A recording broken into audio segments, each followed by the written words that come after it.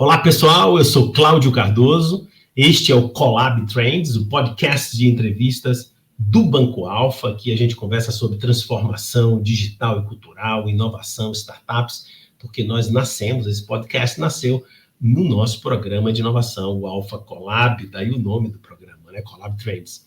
Bom, hoje um papo muito especial sobre um segmento que é bastante relevante no mundo da inovação, que são as health techs, né? As startups dedicadas à saúde, à área de saúde, né? Hoje eu vou conversar com o Fernando Vilela, que é cofundador da Lite, que é uma empresa que apoia a jornada para uma vida mais saudável. A gente vai explorar isso bastante aqui no nosso programa de hoje. Eles ajudam as pessoas essencialmente a perderem peso e viverem melhor, né? Antes de fundar a Lite, o Fernando, o jovem Fernando, como vocês verão, em 2022 foi um dos primeiros sócios da RAP, onde ele desempenhou um papel crucial na expansão aqui no Brasil, quando liderou as estratégias de marketing e crescimento da operação aqui no nosso país. Ele também trabalhou por quase 4 anos na Ambev, que é uma escola reconhecida, né? Sempre com foco na área comercial, desde lá. Formado em economia pelo INSPER, ele participou do programa de especialização da Universidade KU Leuven, deve ser assim, na Bélgica. Muito bem. Fernando, boas-vindas. Obrigado, Cláudio, pelo convite. Falou bem. Leuven, francês, né? É Leuven, porque é na parte Flemish, na parte fala flamenco. Mas tem a de Louvain, que aí é na parte francesa. Olha isso, que coisa bacana, hein, cara? Você fala um pouquinho de Flemish? Nada. É código secreto. É quase tão difícil quanto português, né? Nada. Só oi, olhe lá. Fernando, vamos começar pela Lite, né? Explica pra gente o que a Lite faz, que valor ela entrega, em que momento está. Vamos explorar aí essa história que é muito bacana. Tá, perfeito. Então, qual que é a forma como a gente gosta de entender sobre a Lite? É que a Lite é o copiloto da sua saúde, né? E a gente entende que o que a gente está construindo é o conceito de saúde 3.0, que é um conceito sobre o qual ter saúde é igual ausência de doença, e não controle de doença, né? Quando a gente pensa no sistema tradicional em saúde, tudo é sobre como controlar ou tratar uma doença, mas pouco se fala como você vai cada dia mais envelhecendo com mais qualidade de vida. Então, 100% do nosso foco está em como eu te oriento e te guio para ter um estilo de vida mais saudável, para que você consiga ter autonomia e liberdade hoje, amanhã, daqui 10 anos, 20, 30, 40 anos. E aí, parte essencial dessa narrativa, e aí é o que a ciência e a literatura vai mostrar, está conectado na sua saúde metabólica. Então, está muito conectado à sua alimentação.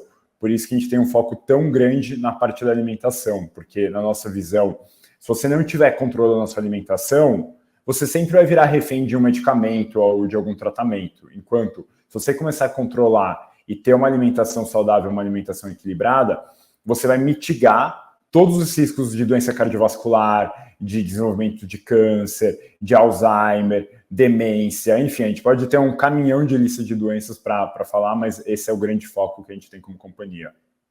Muito bacana. Então, vamos agora entender mais a operação e até mesmo como é que vocês endereçam ela. Porque uma das coisas que eu já deixo aqui para você explorar é como é que vocês fazem? É um B2C direto? Você vai até o cliente? Ou vocês, por exemplo, vendem esse serviço para empresas ou para hospitais, clínicas? Esse é um lado, perdão. E o outro é como é a entrega mesmo, né? Digamos, o Cláudio aqui entra, tem um app, tem um site, eu monitoro os meus dados. Conta aí pra gente como é que funciona. Tá, vou te contar, contando um pouco até como nasceu. Então, quando eu estava lá na RAP, eu comecei a me sentir cansado. E pensei, tô com burnout, vou procurar ajuda clínica. Fui no primeiro médico que me prescreveu 12, 14 cápsulas de manipulado. Fui numa segunda médica que queria me fazer reposição hormonal. Até que eu conheci o Howen, né, o Dr. Eduardo Howen, que olhou para mim e falou, cara, você não tem burnout, você é obeso. e você precisa mudar seu estilo de vida. Você não vai conseguir desempenhar uma performance no trabalho e ter qualidade de vida se você não mudar sua alimentação e seu estilo de vida. E aí eu engajei com ele, perdi 25 quilos no total, isso mudou por completo minha vida, e aí dessa relação nasceu a LIT. Então, o primeiro ponto que a gente entendeu foi, essa é uma dor muito individual, então a gente nasceu como companhia pensando, a gente precisa montar um produto focado ao cliente final. Então, por definição, a gente vai ser uma companhia focada ao consumidor final. Óbvio que agora, depois de 2 anos que a gente está executando, a gente tem um cliente ou outro que vai ser uma empresa, a gente fala com seguradora, a gente fala com um sistema B2B, mas por essência, por definição, a gente é um produto direto ao consumidor final, no qual a relação é com o consumidor final. E aí, para que isso aconteça, a gente tem até um valor da cultura que é que a gente é genuinamente obcecado pelo cliente. Então, a gente assume a dor de um estilo de vida mais saudável é uma dor individual. Então, como que eu monto um produto que coloca o Cláudio no centro e aí eu uso o melhor da ciência, o melhor da tecnologia para gerar valor para que você consiga ter um estilo de vida mais saudável? Porque eu até brinco, Cláudio, assim, se você sair na rua e perguntar para 100 pessoas, 100 vão falar, eu preciso ser mais saudável. Eu preciso me cuidar. A dificuldade não está aí, a dificuldade está na execução. E muito do nosso core aí como produto é exatamente esses componentes de executar, de ajudar você nesse caminho, que é um caminho contínuo, é um caminho quase que sem fim, eu gosto de brincar. Para a vida enquanto a gente está vivo, né? Para a vida enquanto a gente está vivo. Mas vou fazer ao mesmo tempo uma provocação. E esses dispositivos todos, watch e apps e tal, eles são concorrentes? Como vocês se posicionam e que diferenciais vocês entregam? Talvez alguns materiais em que vocês endereçam para a própria residência do cliente? Enfim, explica um pouquinho mais isso. Como que é a jornada, então, do cliente? Então, a partir do momento que o cliente ele vira, né, um cliente nosso, ele vira um assinante, a gente vai entregar para ele uma balança de bioimpedância que a gente desenvolveu junto com um fornecedor internacional, e essa balança é conectada no app. Então, o principal dado que eu vou coletar é essa composição corporal. Eu gosto de dizer que, assim, o peso, todo mundo sabe seu peso. Todo mundo sabe peso e altura. Agora, você sabe a sua curva glicêmica? Nem ideia. Você sabe a sua pressão arterial? Você não sabe também. Os indicadores de saúde são muito difíceis para você entender eles e decorar eles de cabeça. Então, numa visão de colocar o cliente no centro, o peso e a composição corporal é uma métrica fácil. Eu brinco assim, a gente nasceu, o médico, a médica colocou você numa balança. Então, se pesar é algo rotineiro no seu dia a dia. Você estava comentando dos seus filhos lá atrás, assim, você devia levar seus filhos no pediatra, a primeira coisa é põe na balança, para ver se está crescendo ou não. Para quem é pai de pet, mãe de pet, chega no veterinário, põe na balança para ver como que o cachorrinho está evoluindo. Então, o peso é uma métrica que a gente é muito acostumado a ler e entender. Então, a gente foca muito na captura do peso como dado principal. E aí, toda a nossa estratégia a gente captura dados, informações, então pode ser peso, exame. A gente está conectando com os wearables, então com Apple Health, Google Fit, para coletar Garmin, Strava, qualquer dispositivo que você usar.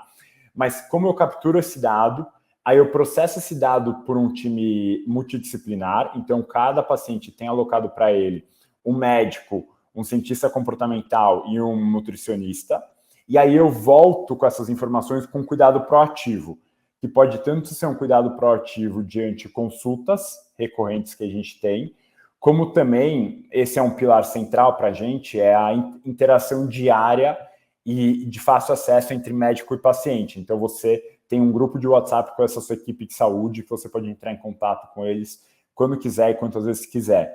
E aí a gente vai rodando essas informações e definindo novas estratégias de modo a chegar no seu objetivo. Seja um objetivo de perda de peso, de ganho de massa muscular, seja só de consistência, então manter a perda de peso que você acabou de ter, ou simplesmente de garantir preservar a sua saúde metabólica. É sensacional isso, hein? Agora, veja, à medida em que a LIT progride ou se torna um hábito dos seus clientes, tomara que isso cresça bastante, eu imagino que vocês... esse é o prato perfeito para aprendizagem, né? e de aplicações de inteligência artificial, de aprendizagem de máquina. Eu imagino que vocês têm, e ao mesmo tempo também de amostragem estatística, né? Para vocês também, eventualmente, encaminharem soluções de mais escala. Comenta para a gente aí como é que fica essa parte do data science aí de vocês.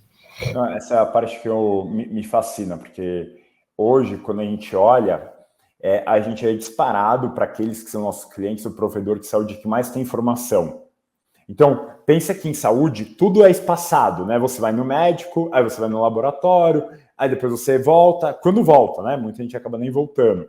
Você toma uma medicação, mas esquece de tomar uma medicação. Então, os dados, eles são todos bagunçados e pior, eles não são contínuos. A gente consegue ter o dado contínuo do paciente. Então, eu sei assim, o Cláudio começou aqui, ele engaja dessa forma, ele desengaja, ele volta a engajar. E como está sendo essa evolução? Então, eu não só capturo o dado do aplicativo, e hoje 45% da nossa base usa o app todo dia, o que é um número consideravelmente alto. Eu capturo todos os dados de consulta, então tudo que é aquilo que é falado, conversado na consulta, eu vou capturando no meu data lake.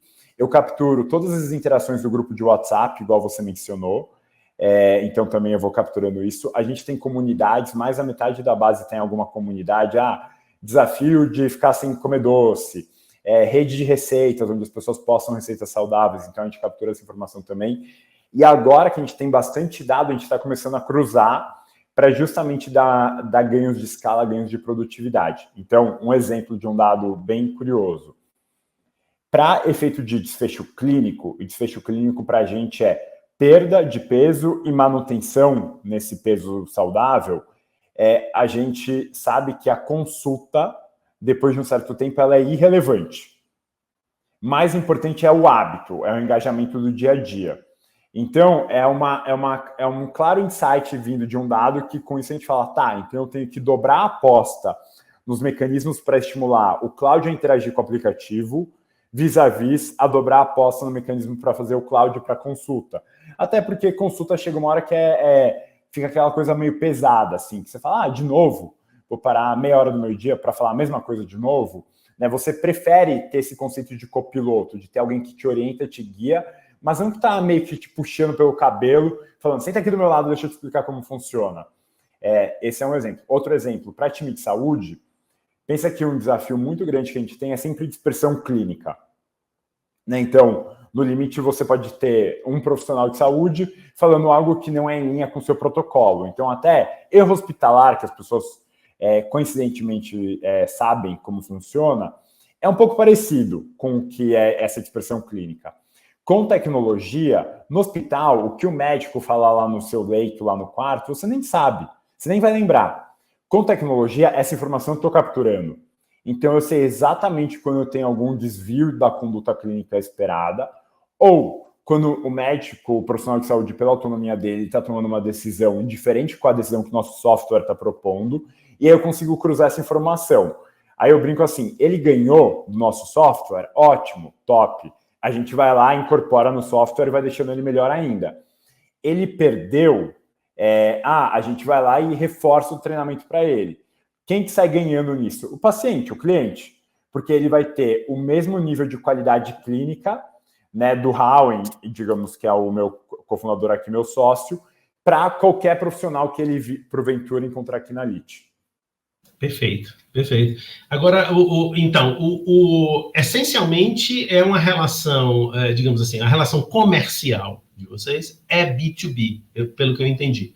Empresas, hospitais, clínicas, seguradoras, não é B2C. Obrigatoriamente. Não obrigatoriamente. Eu posso chegar lá, comprar o meu ticket e ser um usuário com o meu CPF. 98% vai ser usuário com CPF.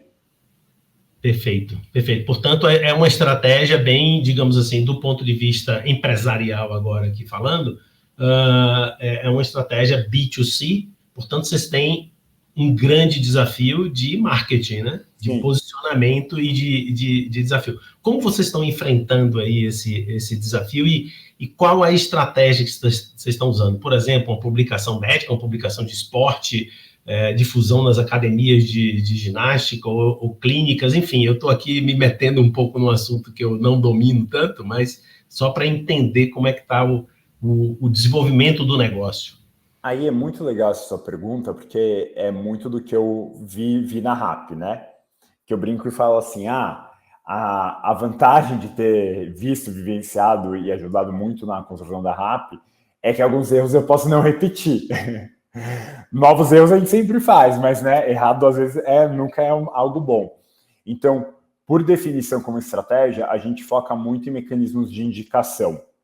Né? Então, a gente não roda, por exemplo, anúncio pago. Hoje em dia eu tenho uma visão bem contrária a rodar mídia de performance. Então, o que a gente acaba fazendo? A gente faz muito influenciador, mas influenciador que usa o produto, então a gente entende pelos números e pelas métricas que quando a pessoa usa, a ordem de magnitude dela impactar é 8 a 10 vezes maior, então se ela não usa o produto, a gente não faz nenhum tipo de acordo. Aí a gente tem também um canal que é relacionamento com médicos e médicas, então vamos supor, você vai no cardiologista, ele fala, Cláudio, você tem que começar a comer um pouco melhor e começar a fazer atividade física. Esse é o padrão, né, do discurso de um cardiologista. Aí você fala, legal, doutor, o que eu faço? Não, dá uma caminhadinha aí, come salada. Não, é porque ele não tem o que indicar. Então a gente visita profissionais da área da saúde para que eles indiquem LEAD para os pacientes. Então isso acaba sendo uma avenida de crescimento importante também. Mas a principal é a indicação de cliente para outros clientes. Então, assim, o impacto que a gente gera, a conexão que a gente gera, o vínculo que a gente gera com o cliente, ele é tão grande que o cliente ele acaba sendo um grande promotor nosso. Assim, para você ter ideia, nosso NPS é 87, o que é muito alto, dado o estágio que a gente está ainda, que é cheio de falha, cheio de erro, cheio de coisa para melhorar. O cliente ele acaba sempre indicando para outras pessoas e isso vira um motor de crescimento relevante para a nossa trajetória. É incrível, né? Pode parecer que não, mas na literatura a gente sabe que o PayPal, que é um fenômeno ultra bilionário, provavelmente fez as grandes fortunas do Peter Thiel e do Elon Musk, inicialmente, eu imagino que sim. Foi assim, só que estimulado, né? Quer dizer, você é um boca a boca estimulado. Olha, se você indicar outros amigos, você ganha um prêmio e tal. Por incrível que pareça, essa foi a estratégia de crescimento do PayPal e se mostrou bastante eficiente, né? E além do mais, este tipo de negócio, ele se assemelha, de certo modo, ao PayPal no grau de complexidade. Não é uma coisa fácil de explicar. Não é aquela coisa, olha, eu estou lhe vendendo uma pastilha aqui para a garganta e pronto, é pastilha, você bota na boca e chupa a pastilha. Não é isso, é uma coisa muito mais sofisticada. Então, esse tipo de estratégia que você está usando, eu acho que, pelo menos, a literatura e as experiências anteriores mostram que é muito, muito acertado. Qual a taxa de crescimento aí? Eu queria depois falar aqui também dos investimentos, de seed ou de série A, não sei em que ponto vocês já estão, mas o crescimento ele tem se mostrado assim consistente, relevante, tem curvas, tudo mudou com a pandemia, enfim, vocês já são pós-pandemia, tem um monte de coisa para a gente comentar sobre isso também. Olha, é bem legal sua pergunta, assim, a gente cresceu novembro contra novembro, né, então, ano contra ano, 4 vezes, em termos de tamanho. Na média, o nosso target de crescimento, a nossa meta é crescer 10% ao mês, em base de clientes pagantes. Então, é assim que a gente seta, né? Eu gosto de brincar que tem um mínimo que a gente tem que entregar. E aí, acima disso, a gente vai fazendo testes. Então, vai ter mês que a gente vai crescer mais e vai ser pouco eficiente, vai ter gasto muito dinheiro para crescer mais. Vai ter mês que a gente vai crescer 10%, mas ao mesmo tempo a gente não testou nada. Né, que nessa escola de marketing de growth no mundo direto ao consumidor final, algo que eu aprendi muito é que mais importante do que o planejamento é a velocidade que você consegue executar o teste. Né, como a gente é uma startup, a gente perde dinheiro todo mês. Então, né, digamos, você tem 24 meses de vida. Não importa muito quanto você vai planejar e acertar no mundo de marketing growth, porque são pessoas, você nunca vai compreender a humanidade, né? Nem Aristóteles, Platão, que escreveram coisas lá atrás, né, as pessoas hoje compreendem a humanidade, quem vai dizer a gente, né, tem que ter um pouco de humildade intelectual. Então, a gente parte do pressuposto que quanto mais teste a gente consegue fazer, mais chance a gente tem de manter esse ritmo de crescimento e até encontrar novos mecanismos que podem jogar ali para 20%, 30%, 40% ao mês. É impressionante, né? Mesmo para mim que convivo com esse mundo já há década, são crescimentos impressionantes, né? Os crescimentos desse mundo, digamos, de múltiplos das startups e das empresas de tecnologia como vocês. Como é que está essa história e a trajetória de vocês? Criaram em 2022, vocês já começaram com algum aporte, com angel, com seed money, e depois como foi a evolução dessa parte de investimentos, né? E, eventualmente, se você quiser comentar também, sei lá, o cap table, quais são a composição de sócios, fala um pouco para a gente sobre isso.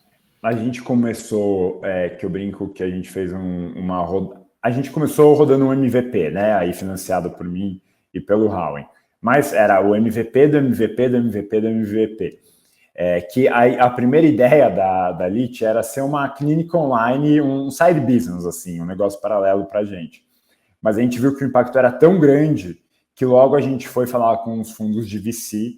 E aí, felizmente, a gente teve a sorte de ter uma primeira rodada ainda só no slide, liderada pela Monax. Então, a gente fez um pre-seed que foi liderado pela Monax. E aí, no qual também acabou entrando outros fundos como Latitude, o pessoal lá da Grão, entrou também alguns anjos como os fundadores da RAP, o Azeituno, fundador da Sami, o pessoal fundador da Salu, que é um outro negócio de saúde, entre alguns outros nomes. Aí depois a gente foi executando. Aí no nosso ano passado, retrasado no caso, a gente fez uma rodada seed, que foi liderada pela Canary, que quis entrar e quis acompanhar, porque viu o que a gente estava executando. E aí também entrou um fundo argentino, que é o Newtopia. E aí, além desses investidores, a gente vai ter também o Paulo Passoni como investidor, como pessoa física, lá que agora está no Valor. A gente vai ter o Josué de Alencar, que é controlador da Coteminas. A gente vai ter o Auriemo, da JHSF. Então, a gente tem uma boa mescla de profissionais da área da saúde, com empreendedores e também com fundos e veículos institucionais de Venture Capital. Muito interessante. Acho que esse quadro que você nos trouxe é muito inspirador, porque certamente com esse naipe de investidores você tem o que a gente chama de smart money, com certeza, né? Porque é gente muito experiente, de muito sucesso, grandes executivos. Não vem só o dinheiro, né? Vem uma visão do payback do dinheiro do cara, né? Eu dizer, olha, eu sou um cara que entendo de negócio, vou botar dinheiro aqui, mas certamente vem esse retorno. Vocês montaram um board? Como é que funciona essa relação? Aí, não, a gente não tem um board formal, mas eu gosto muito de ter contatos próximos com investidores, então aqueles investidores são mais abertos a ter esse tipo de contato e interação, e também, obviamente, depende do nome da companhia. Aí a gente tem um touch point mensal, ou às vezes a cada 2 meses, ou a cada 3 meses. Acho que o ponto, até nessa linha do que você falou, e você acompanha esse mercado há bastante tempo, eu acho que as pessoas às vezes subestimam o quão complexo, o quão difícil e o quanto é um jogo de detalhes, né? Esse jogo de startup, esse jogo da inovação.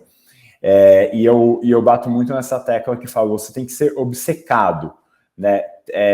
Tem que ser nóia. Eu falo assim, você tem que acordar todo dia e falar, tem alguma coisa que eu não tô vendo. Então, até um exemplo real. Ontem, literalmente ontem, voltei para casa, era um dia que tava tudo tranquilo, não sei o quê. Aí eu falei, vou ouvir um podcast, vou fazer um pouco de esteira. Aí tava na esteira, aí começou a me dar umas ideias. Aí eu já comecei a puxar umas coisas assim, não sei o quê. Já marquei 4 coisas para a gente olhar e endereçar que, assim, estão acontecendo, mas estão acontecendo uma velocidade lenta. Então, meio que dá para você acelerar, que dá para você antecipar. E aí, eu acho que muito quando você tem investidores que têm uma mentalidade muito conectada a esse mundo, né, de inovação, e ao mesmo tempo, gente que já fez coisa grande, eu acho que te ajuda também a entender um pouco assim, que tem coisa que você tem que decidir mesmo, não é não é de coletivo, né? Tem coisas que cabem, assim, o risco no final compete só ao empreendedor. Então, você como empreendedor, você tem que call the shots, né? Tomar as decisões que são de alto risco. Você não tem que esperar que as pessoas vão tomar. Então, isso acaba aportando bastante. Então, tem um investidor nosso que ele me falou isso, que eu nunca vou esquecer. Ele me falou isso no fim do ano. Ele falou, cara, é você que tem que tomar as decisões que tangem ao risco. Não compete ao teu time tomar o risco por você.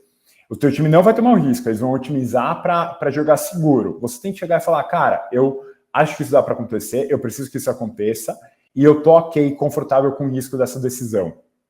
Fantástico, cara. Quer dizer, esse é o espírito, talvez um dos principais traços, se não o principal traço, dos grandes empreendedores, né? São tomadores de risco e vão num lugar que as pessoas dizem, uau, eu não tenho coragem de fazer isso. Né? E isso acho que esse espírito faz parte.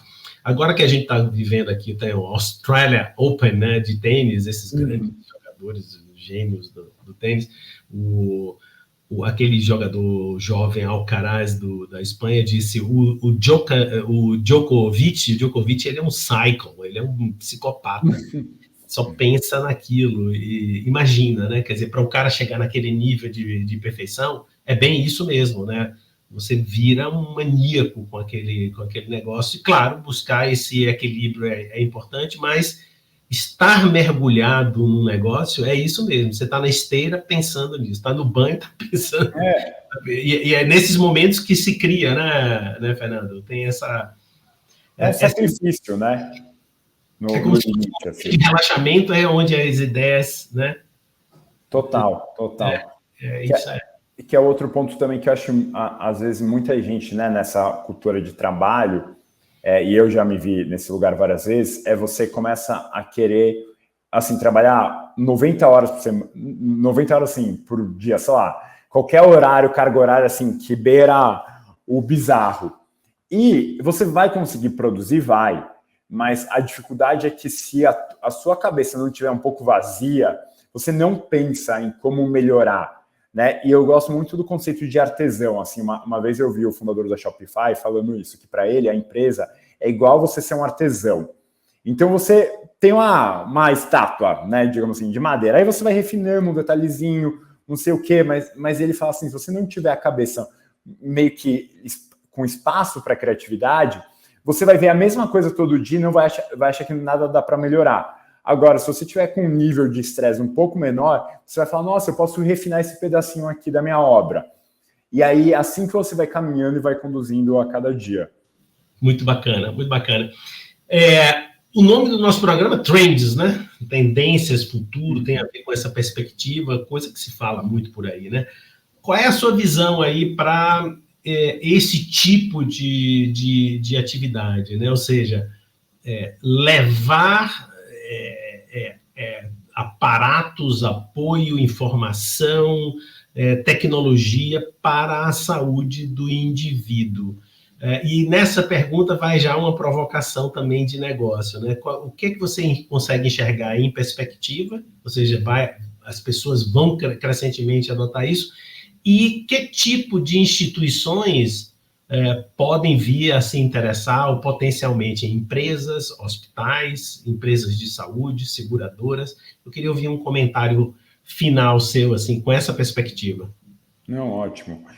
Para mim, o que está acontecendo é que o mundo da saúde e do bem-estar, ele está colidindo, né? Eles estão caminhando na mesma direção. Como consequência disso, o que hoje acontece é que o cliente final, ele demanda uma saúde muito mais proativa e pautada em dados. Então, eu acho que aquela visão de ficar na sala do consultório ouvindo, né, qualquer rádio com musiquinha jazz, blues e lendo aquela revista Caras de 10 anos atrás, acho que ninguém mais tolera isso, assim, ninguém mais espera isso, a não ser quando você tem uma dor tão grande que você aceita, né, se subordina a isso, mas o que as pessoas esperam é essa captura do dado e um cuidado proativo, e cada vez que esse cuidado proativo seja mais assertivo. Então, para mim, não tem como saúde fugir desse eixo. E um outro ponto que eu acho que cada vez fica mais claro para as pessoas é que ninguém quer chegar e ficar tomando remédio o tempo todo. qual que é o grande ponto de mudança? A gente está passando pela primeira vez a acompanhar pessoas com 80, 90, 100 anos, que vivem até os 100 anos, mas muito mal. Entre sair da UTI, andador, né, vários tendo que ter cuidador, tomando 10, 15, 20 remédios por dia. Porque antes, como as pessoas morriam de infarto no limite. Então, agora a gente viu essa longevidade aumentando, a expectativa de vida aumentando, mas com uma qualidade desastrosa. Então, para mim, a tendência é que as pessoas cada vez mais vão se preocupar com esse estilo de vida, essa qualidade de vida, e como consequência, eu não acho que a mudança da saúde, ela nasce de dentro do sistema tradicional, ela nasce do cliente final demandando isso, e do sistema tradicional tendo que se adaptar a essa mudança, essa transformação. Espetacular. Adorei essa última reflexão. Fernando, aprendi um bocado aqui com você. O que a gente lhe deseja aqui, em nome do Banco Alfa, assim, é muito sucesso no seu empreendimento. Estaremos aqui atentos, portas abertas para vocês aí dali de sucesso. Obrigado, Cláudio, pelo convite, pelo papo, e também espero que a gente siga caminhando, né? Com muito sacrifício e trabalho duro, a gente tem mais chances de chegar lá. Muito bom, fizemos a gravação, cara. Ficou bacana, viu? Ficou muito bacana. Assim, é um podcast breve, de 30 minutos, e que eu espero que seja atrativo. Normalmente, Fernando, a gente está atingindo aí 30 mil visualizações. Caraca, que top, parabéns. O último podcast agora foi com o Cássio Espina. A última vez que eu vi, eu não sei agora como é que tá, tinha assim 600 likes. Bacana, né, cara? É bacana. Bem bacana. Eu espero que com o seu também. Eu vou passar a data de publicação, que eu acredito que vai ser lá para fevereiro já, porque a gente está com a agenda adiantada. E, mais uma vez, amigão, abraço grande para você. Deixa eu lhe passar aqui. Eu acho que tem um chat privado aqui.